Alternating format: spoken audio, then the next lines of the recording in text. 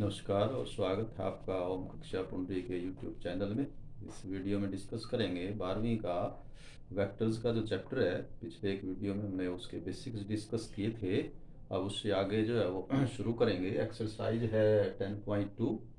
बड़े आसान और इजी से क्वेश्चन है। वैसे वेक्टर का चैप्टर एक ऐसा चैप्टर है जो हर बच्चा जो है बड़े आराम से कर सकता है, और है भी इसमें सिलेबस भी काफ़ी कम है और बड़े पिन पॉइंटेड से क्वेश्चन आते हैं, तो हर बच्चा इसको बड़ी इजीली प्रिपेयर कर सकता है। तो आज हम 10.2 के उसमें मैग्नीट्यूड वगैरह से जुड़ी हुई कुछ चीज़ें हैं तो वो डिस्कस करेंगे। सबसे पहले कंपोनेंट फॉर्म ऑफ वेक्टर पिछले वीडियो में हमने डिस्कस किया था। If a is any vector written as x i y j plus z k, then this form of a vector is called component form of the vector.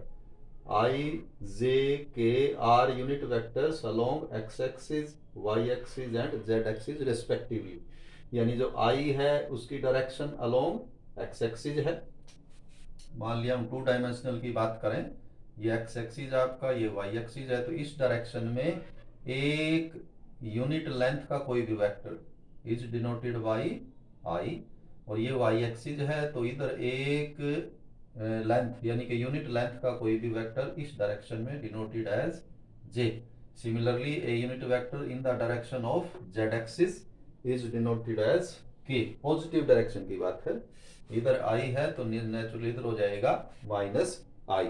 तो ये unit vector है और x जो है वो scalar component, मतलब कि x axis के अलोंग उसका मैग्नीट्यूड कितना है, एक तरह से ये कह सकते हैं। अगर magnitude along x axis, along y axis, along z axis. जैसे 2 डायमेंशनल में हम बात करें कि मान लिया ये कोई पॉइंट है विद कोऑर्डिनेट्स एक्स वाई, तो इसका पोजीशन वेक्टर बनेगा ओपी। ओपी तो इसमें जो है ये डिस्टेंस x और ये डिस्टेंस y। तो इधर जो ये तो हो गया इसका मैग्नीट्यूड x, तो और इसकी अलोंग डायरेक्शन होगी डिनोटेड बाई i से।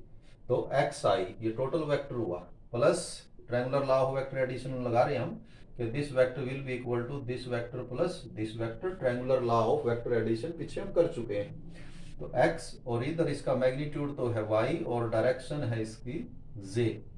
तो x i plus y j is the vector O P. Similarly in 3 dimensional geometry it will be z k. तो इस तरह से यदि कोई वेक्टर जब लिखते हैं हम तो that is called component form of a vector. जो x, y और z ये जो स्केलर्स हैं, this are called scalar component of the vector, and x i y j z k are called vector component of the vector. A magnitude of vector, if a vector is given in a component form, then magnitude of vector A will be equal to, तो ये magnitude का symbol हम पीछे कर चुके हैं, it will be equal to square root x square plus y square plus z square, यानी कि sum of the squares of scalar component of the vector taken under root। एक इसमें हम डिस्कस करेंगे direction cosine of a vector, कि if a vector make angle alpha beta gamma with positive direction of x axis, positive direction of x axis,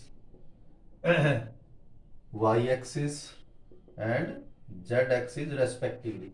यानी x axis के साथ जो vector है, हम थोड़ा एग्जांपल ले लें कि मान लिया ये कोई वेक्टर है ए बी, डायरेक्शन आप कहीं ले लें, तो ये एक्स एक्सिस के साथ पॉजिटिव डायरेक्शन में यदि एंगल अल्फा बनाए, सेम वे वाई एक्सिस के साथ बीटा और जेड एक्सिस के साथ गामा बनाए, तो ये जो एंगल्स हैं इनके कोसाइन, नाम ही है डायरेक्शन कोसाइन। डायरेक्शन तो इसलिए कि ये वेक्टर की डायरेक्शन बताते हैं कि वो वेक्टर किस डायरेक्शन में होगा, तो और कोसाइन के उनके कोस लिए जाएंगे। Then if alpha beta gamma are the direction are the angles made by the vector with x axis y, then cos alpha, cos of beta, cos of gamma are called direction cosines. DC से लिखेंगे हम इसको short में, direction cosines of the given vector. Cosine यानी कि कोस हो गए इसीलिए कोसाइन हुए, तो जो एंगल वो बनाते हैं उनका कोस ले लेना, that will be called direction cosine of the vector and denoted by ये एल एम और एन से डिनोट करते हैं। ये जो कन्वेंशन फिक्स है कि एल मीन्स जब भी हम वेक्टर्स में काम करेंगे और एल यदि कहीं आ जाता है तो इसमें it means cos of alpha, where alpha is the angle made by the vector with positive direction of x axis. तो ये हमारे डायरेक्शन कोसाइन हो जाएंगे। क्या नाम हुए इनके डायरेक्शन कोसाइन, यानी कि 3 हुए, cos alpha denoted by l, cos beta as m and cos gamma denoted as ng, and in each case l square plus m square plus n square will be equal to 1। यदि आपको किसी vector के direction को science दिए हुए हो, L m N वगैरह दिए हुए हो, तो l square plus m square plus n square will be always equal to 1। तो ऑब्जेक्टिव क्वेश्चन आ सकता है, आपको 3 डायरेक्शन को साइन दे दें और ये पूछे कि इज दैट पॉसिबल कि दीज आर डायरेक्शन को साइन ऑफ ए वेक्टर, क्या ये संभव है कि किसी वेक्टर के ये डायरेक्शन को साइन हो जाए तीनों। तो क्या करना है, कैसे कंफर्म करेंगे, या तो हम क्या करेंगे, इन तीनों के स्केयर्स ऐड करके देखेंगे कि square of this plus square of this plus square of this, if it is equal to 1 then this is a possible combination of DCs of a vector, यानी ऐसा वेक्टर हो सकता है जिसके ये डायरेक्शन कोसाइन हो। और यदि ये 1 ना आए, जैसे इस केस में यदि आप ऐड करेंगे तो ये 1 नहीं आएगा, तो means these cannot be direction cosine of any vector, ये किसी वेक्टर के डायरेक्शन कोसाइन नहीं हो सकते। तो डायरेक्शन कोसाइन में ये रिजल्ट भी आप याद रखेंगे कि l square plus m square plus n square is always equal to 1। Direction ratios of the same vector, उसी वेक्टर के डायरेक्शन रेशो, तो रेशो जो है एक तरह से नाम में ही रेशो आ गया। तो प्रोपोर्शनल नंबर्स टू LMN, यानी जो LMN है उनको प्रोपोर्शनेट नंबर में चेंज कर दें तो उनको हम फिर डायरेक्शन रेशो बोलेंगे, आर कॉल्ड DR, शॉर्ट में हम इनको DRs लिखेंगे, direction ratios of the vector and denoted by ABC, denoted by ABC। तो यहां पर आपका क्वेश्चन ये भी आ सकता है कि डायरेक्शन कोसाइन दिए हो तो रेशो में कन्वर्ट करना, डायरेक्शन रेशो दिए हुए कोसाइन में कन्वर्ट करना। तो कोसाइन से और DR बनाना, यानी DC से DR बनाना तो इजी होता है। मान लिया आपको कहता है कि 1/√3 1/√3 1/√3 are direction cosine of a vector, what will be the DRs of that vector. So proportionate number बना दें आप एलसीएम लेके, तो इन तीनों का एलसीएम हो जाएगा √3, तो ये हो जाएगा 1 1 एंड 1। तो ये जो ऊपर वाले नंबर है proportionate number 1 1 and 1, these will be called direction ratios of same vector. ये डायरेक्शन कोसाइन है, ये डायरेक्शन रेशो है, ये कोरस्पॉन्डिंग यानी कि प्रोपोर्शनेट नंबर आ जाते हैं। तो डीसी से डीआर तो बनाना क्वाइट इजी है, एलसीएम लेके आप बना सकते हैं उनको, तो ऊपर वाले नंबर ले लेंगे।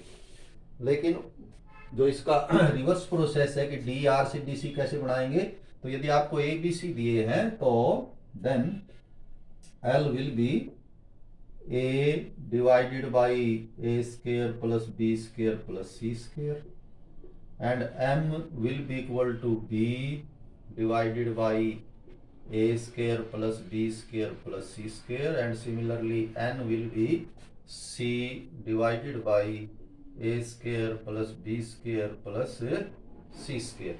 तो यदि हमें ये 2-3 फैक्ट्स जो हमें समझ में आ जाएं और हम इनको कर पाएं तो जो 10.2 एक्सरसाइज है वो आपकी कंप्लीट हो सकती है। बड़े छोटे छोटे क्वेश्चन, मतलब component form of vector, magnitude of vector, direction cosine और direction ratios of a vector and conversion of from one form to another और DCs to DRs and DRs to DC.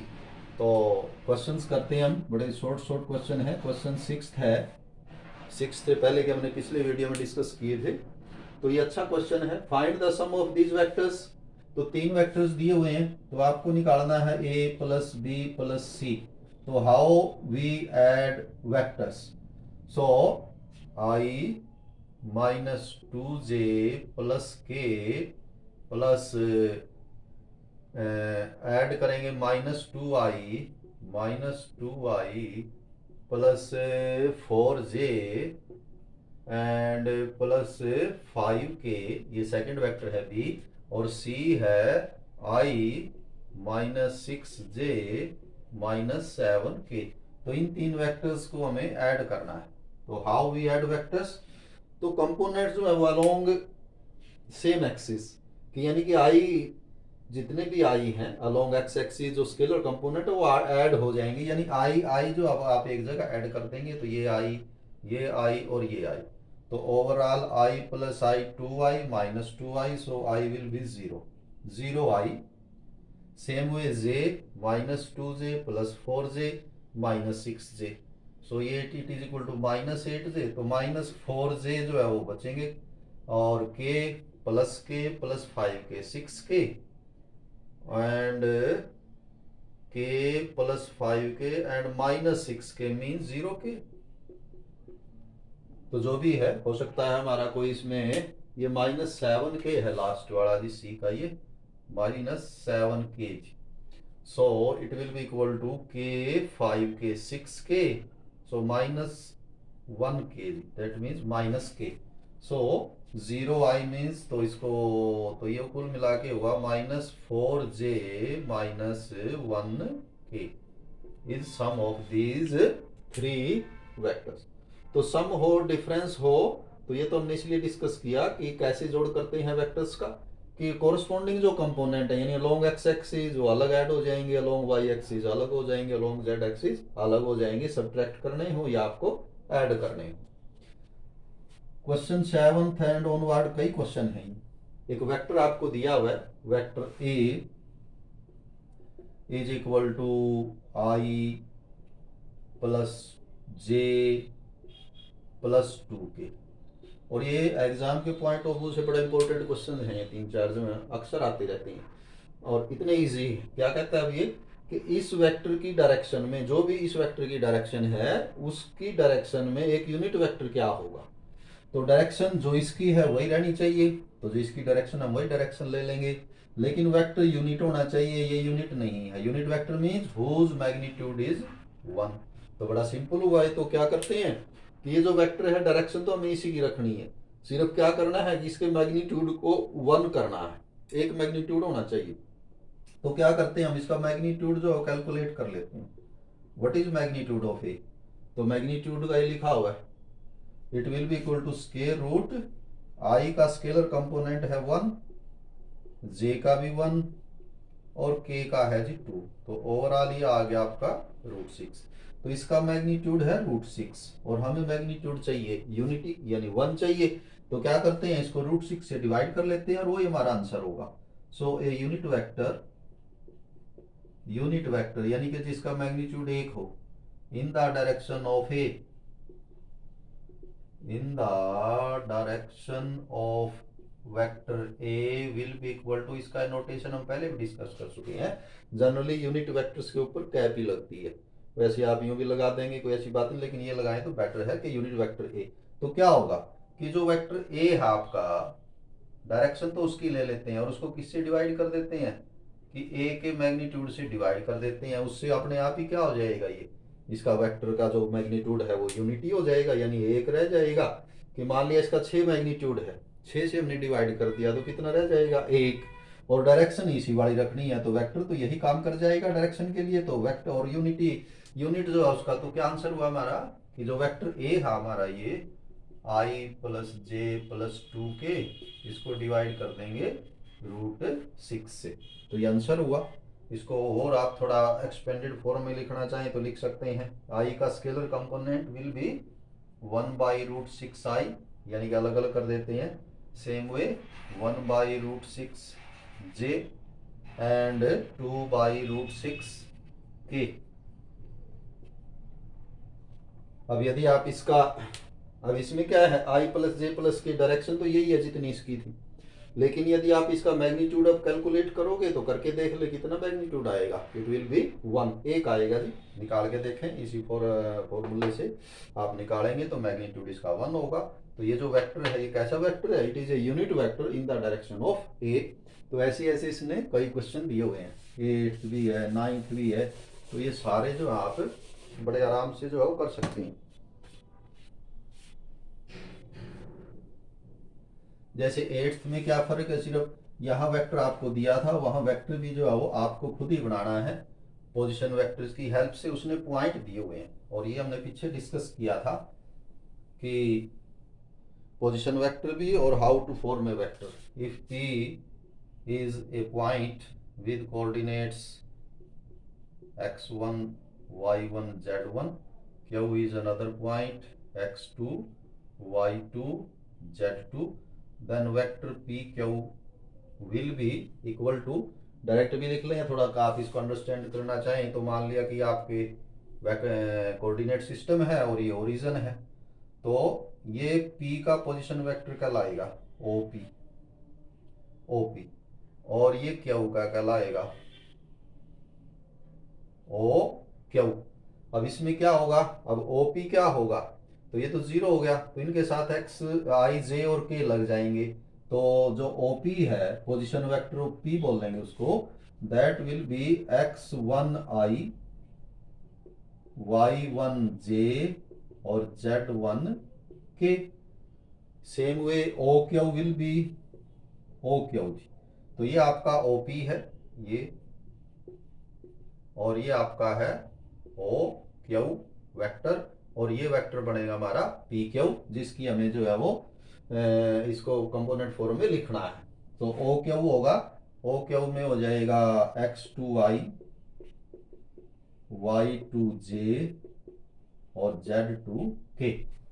अब इस ट्रायंगल में triangular law of vector addition हम पहले कर चुके हैं कि किस किस का सम क्या होगा, जिनकी सेम डायरेक्शन है उन दोनों का जो सम है वो थर्ड साइड हो जाएगी। जैसे इस वेक्टर की डायरेक्शन ये है, इस वेक्टर की डायरेक्शन भी वही है, और इसकी इनकी अपोजिट है, तो मीन्स क्या होगा, vector OP plus vector PQ will be equal to vector OQ। तो ये हमने पीछे डिस्कस किया है triangular law of vector addition. इसको सिंपल हम यूं भी क्योंकि जो वेक्टर है वो एक डायरेक्शनल क्वांटिटी होती है कि आप यहां से यहां गए, यहां से यहां गए, तो कितना डिस्प्लेसमेंट हुआ कि यदि हम यहां से सीधा यहां चले जाएं सीधी डायरेक्शन लेके, तो सेम इंपैक्ट होगा, सेम डिस्प्लेसमेंट होगा, means sum of these two will be equal to this one. तो वही लिखा हमने, लेकिन हमें यहाँ वेक्टर बनाना है PQ, तो OP को हम उधर ले जाएंगे। So vector PQ will be equal to OQ minus OP। तो ये आप याद रखेंगे कि जब भी आपको पॉइंट्स दिए हों और आपको वेक्टर बनाना हो तो कैसे बनेगा। देखिए यहाँ P आगे है, Q पीछे है, तो यहाँ OQ आगे है, यानी कि जो पीछे वाला आपका टर्मिनल पॉइंट है उसका पोजीशन वेक्टर आगे लिखना है, और जो इनिशियल पॉइंट है उसको पीछे लिखना है। तो ये याद रखेंगे। तो इससे हम बनाएंगे क्वेश्चन जो 8th है, जो 8th क्वेश्चन है उसमें इसी तरह हमें दिया हुआ है, 2 पॉइंट दिए हुए हैं, अच्छा क्वेश्चन है, बाकी तो इजी है, मैग्नीट्यूड से ही जुड़ा हुआ है। क्या कहता है वो, क्वेश्चन 8 में पॉइंट दिए हुए हैं, point P is 1 2 3 and Q is 4 5 6। What will be vector PQ, अभी अभी हमने बनाया था, vector PQ will be equal to position vector of Q means OQ minus OP। अभी हमने बना के देखा। अब OQ कैसे बनेगा, ये स्केलर कंपोनेंट तो है ही, तो इनके साथ डायरेक्शन और लगा देंगे, तो ये हो जाएगा आपका 4i 5j प्लस 6k, तो ये पोजीशन वेक्टर हुआ, माइनस OP ये P, तो ये हो जाएगा i plus 2j plus 3k। तो पहले हमने इनके पोजीशन वेक्टर लिखे हैं PK और Q के, तो OQ minus OP will be equal to vector PQ। अब देखें 4i minus i will be 3i, 5i minus 2j will be 3j, 6k minus 3k will be equal to 3k। तो this vector is PQ। ये तो है कि यदि आपको सिर्फ वेक्टर बनाना होता, लेकिन आपको वेक्टर ही नहीं बनाना, a unit vector in this direction, इसके डायरेक्शन में यूनिट वेक्टर क्या होगा, तो डायरेक्शन तो जैसे डायरेक्शन तो हम यही रखेंगे, सिर्फ क्या करें कि इसको मैग्नीट्यूड को 1 करना हमें, तो इसका कितना मैग्नीट्यूड है वो कैलकुलेट कर लेते हैं। Magnitude of this vector PQ will be equal to square root 3 square 3 square 3 square means 9 9 9 27. 27 is 9 root 3 means 3 root 3 3 root 3. सो यदि हम इसके इस वेक्टर को 3 रूट 3 से डिवाइड कर दें तो इसका मैग्नीट्यूड भी यूनिट हो जाएगा, एक हो जाएगा और वही यूनिट वेक्टर होगा. सो यूनिट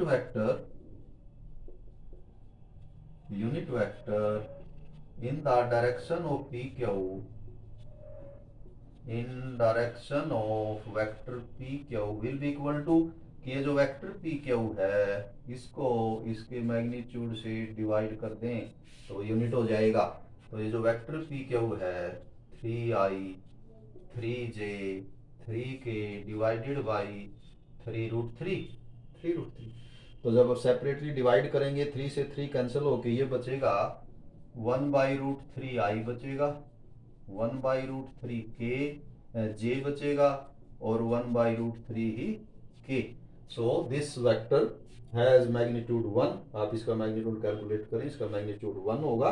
और क्योंकि हमने ये जो इसकी डायरेक्शन है वो पी क्यू वाली यूज की है तो it will B it is a unit vector in the direction of P Q. तो बहुत सिंपल है और ये एग्जाम में बहुत आते हैं ये यूनिट वेक्टर.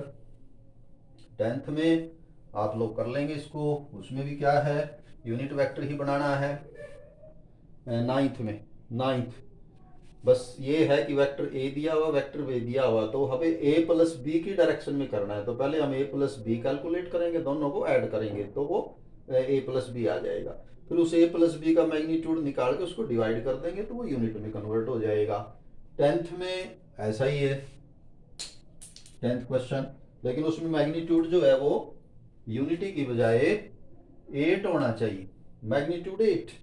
तो जो यूनिट बात तो वही है, यदि आपके पास यूनिट हो तो उसको 8 से मल्टीप्लाई कर देंगे तो उसका 8 टाइम्स हो जाएगा मैग्नीट्यूड. तो 10th में जो वेक्टर है उसका नाम हम ए दे देते हैं. Let this vector is a 5i minus j plus 2k. Question ये है कि इसी की डायरेक्शन में वो वेक्टर बताइए जिसका मैग्नीट्यूड 8 हो. यदि बाई चांस इसी का 8 हो तो यही आंसर हो जाएगा. तो इसका कितना है चेक करते हैं हम.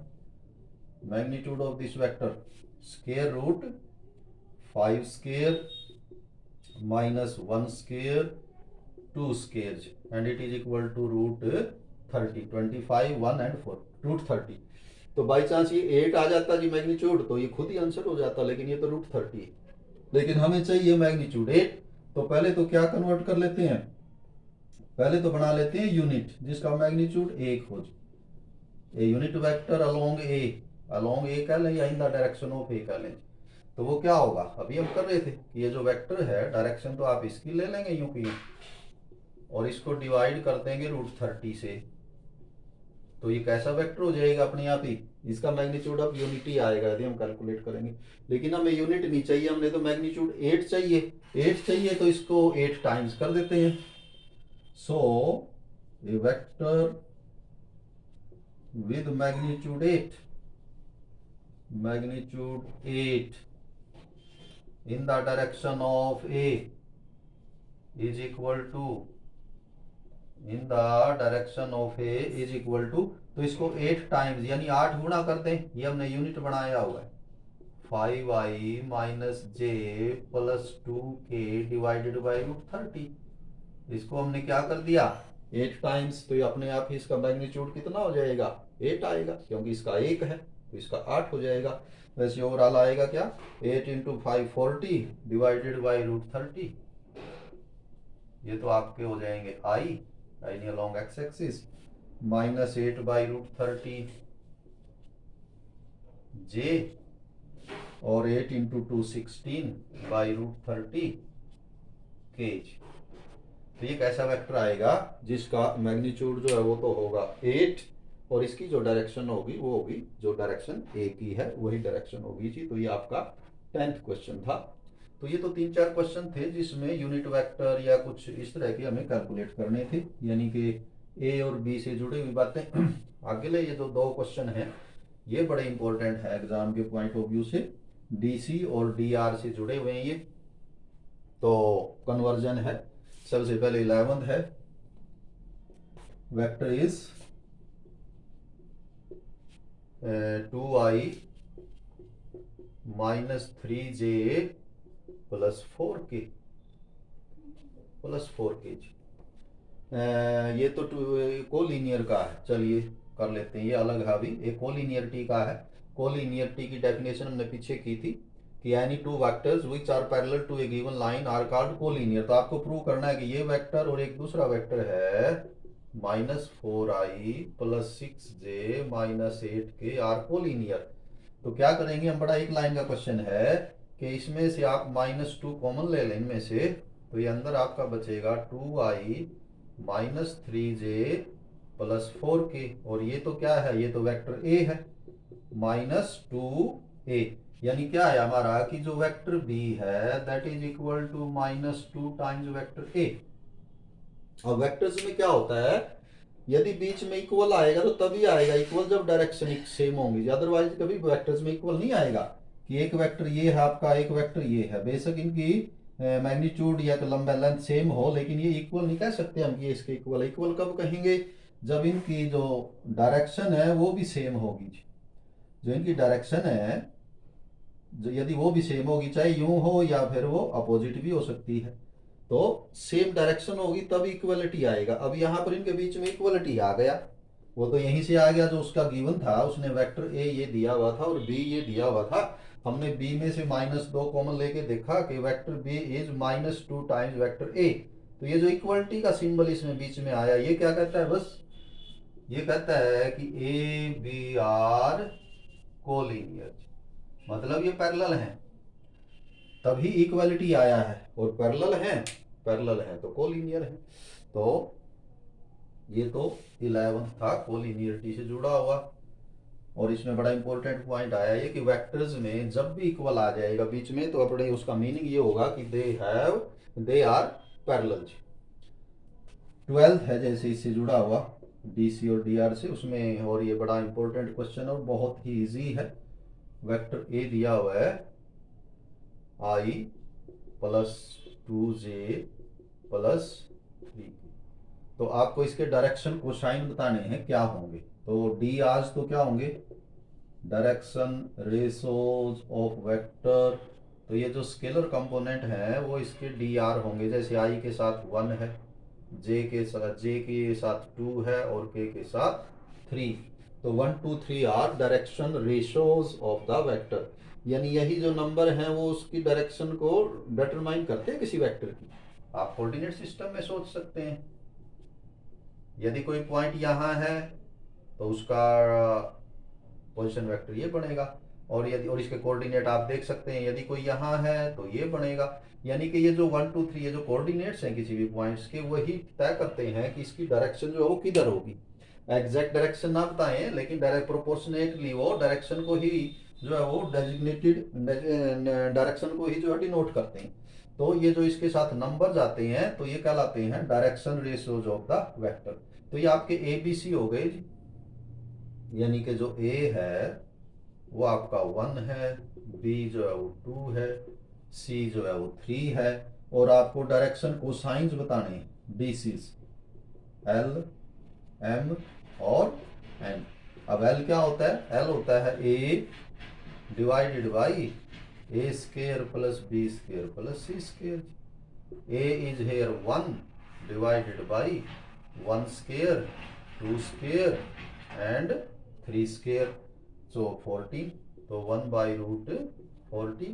m is b divided by same number and b is 2 divided by root 40, and n is equal to c divided by a square plus b square plus c square, c is 3, so 3 divided by root 40।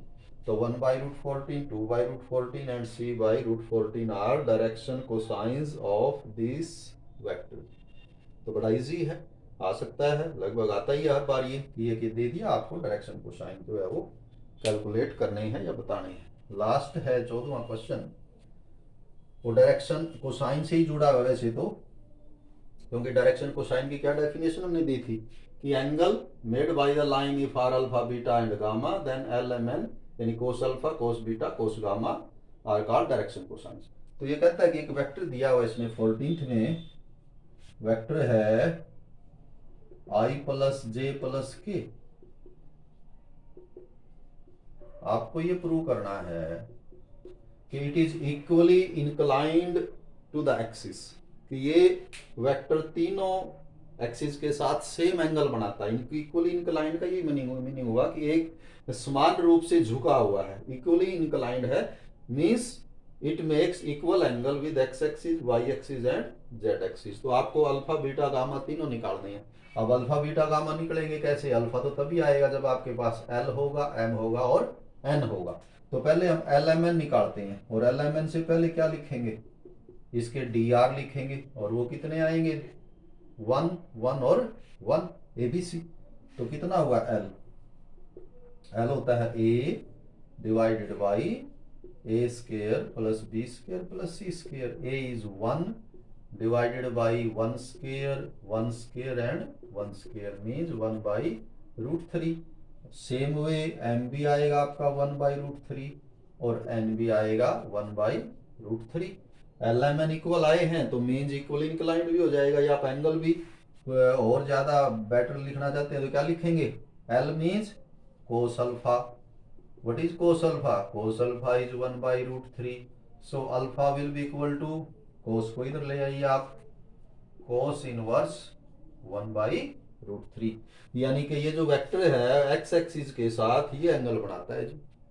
Same way cos beta is m, m और m is again 1 by root 3। So angle beta will be equal to cos inverse 1 by root 3 and cos gamma means n and n is 1 by root 3.